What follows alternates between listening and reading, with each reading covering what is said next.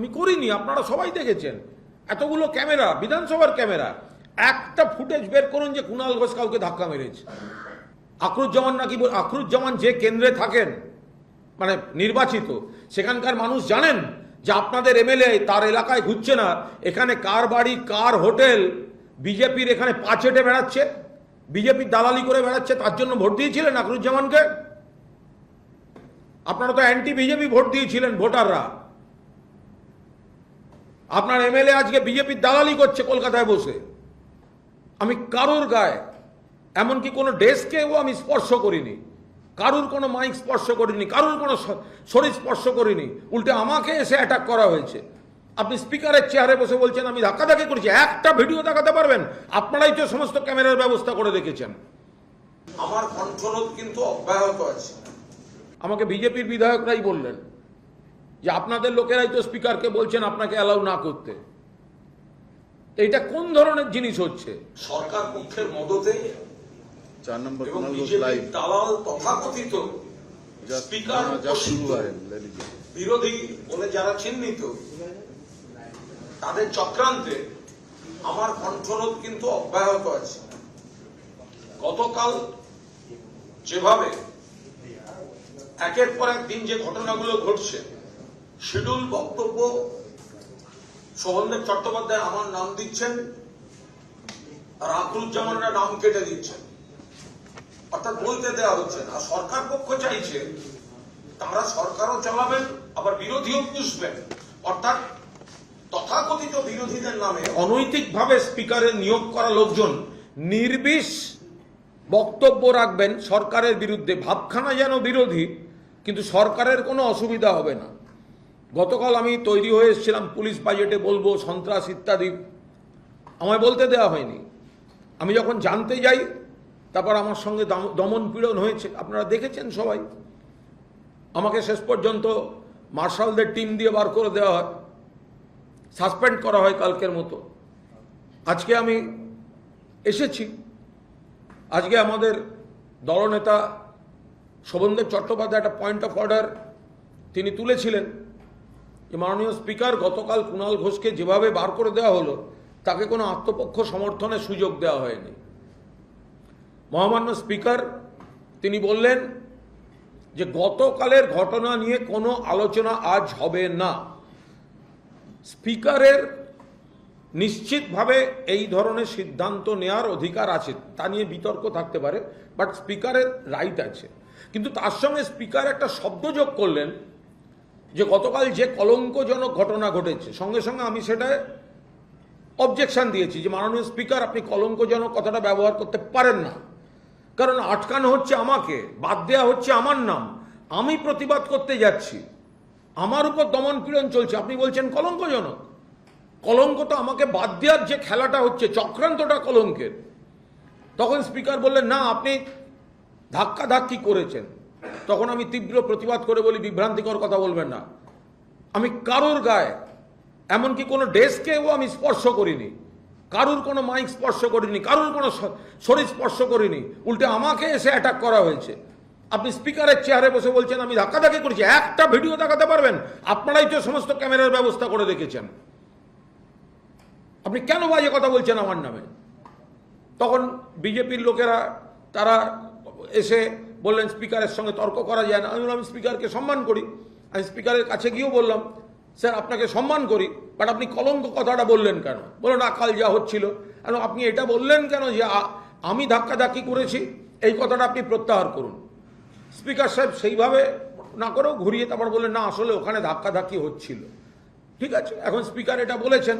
এবার আগামীকাল যে পুরো নগরোন্নয়ন দপ্তরের বাজেট আছে, আমার দলের তরফ থেকে শোভনদেব চট্টোপাধ্যায় জানিয়েছেন, তিনি আবার আমার নাম দিয়েছেন এবং আমাকে প্রস্তুত থাকতে বলেছেন। আর অন্যদিকে আখরুজ্জামান শোভনদেব চট্টোপাধ্যায়কে জানিয়েছেন যে কোনো কারোর নাম দিন, আমরা কুণাল ঘোষকে বলতে দেব না। এটা কোন দেশে গণতন্ত্র হচ্ছে? এটা তো সরকার পক্ষেরও মদত রয়েছে কোটাটার মধ্যে, নইলে এই যে বিরোধী মুখ্য সচেতক, এটা তো নৈতিকভাবে হয়নি, এটা তো স্পিকারই বসিয়ে দিয়েছেন তার বিতর্কিত সিদ্ধান্তে। তার পোষা লোকেরা সরকারের পারপাস সার্ভ করছে।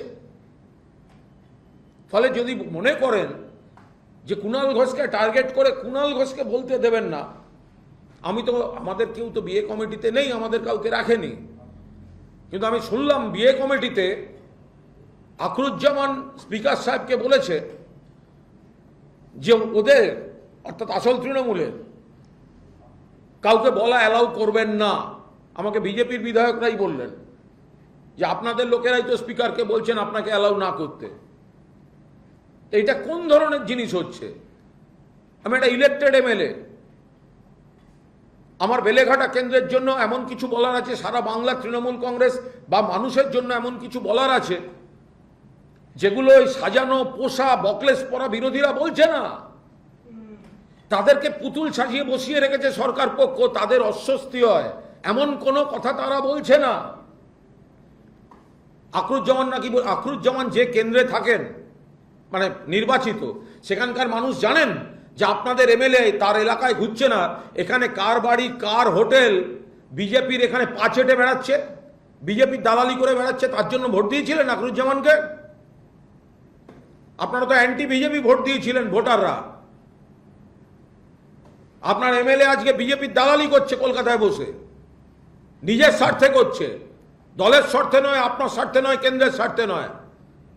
আর আমরা বলতে চাইছি আমাদের কেন্দ্রের স্বার্থে, বাংলার মানুষের স্বার্থে। বিজেপি চাইছে না বলি, শক্তিশালী বক্তারা বলুক, টার্গেট করে ব্লক করে দিচ্ছে, কালকে আবার ব্লক করবে। আমার গলাটা একটু ভেঙে আছে, নইলে আমার মাইক লাগতো না হাউসে।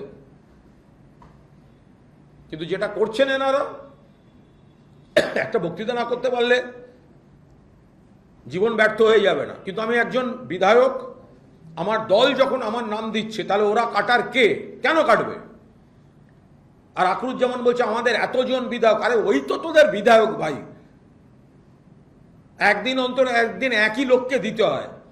কাগজের নোট ছাড়া অর্ধেক লোক তোদের বলতে পারে না, লিখে না আনলে পড়ে, লিখিত না পড়লে কথা বলতে পারবে না। মানুষকে ফেস করছেন না আপনারা, কেন্দ্রে যাচ্ছেন না, ভোটারদের কাছে কৈফিয়ত দিচ্ছেন না এই পাল্টিবাজির। এখানে বিজেপির দালালি করছেন আমাদেরকে ব্লক করে। কাল আসবো, আমাকে দল বলেছে পুর এবং নগর উন্নয়ন দপ্তরের বাজেটে বলতে, আমি আমার মতো তৈরি হয়ে আসবো। আর ওরা বলেছেন আমাকে বলতে দেবেন না। বাকি স্পিকার হাউসের কাস্টোডিয়ান, যদি এই চোখের উপর দেখতে পাচ্ছেন অবিচার চলছে, সেখানে যদি তিনি নিরপেক্ষ নন, এটা তো স্পিকারেরও ব্যর্থতা।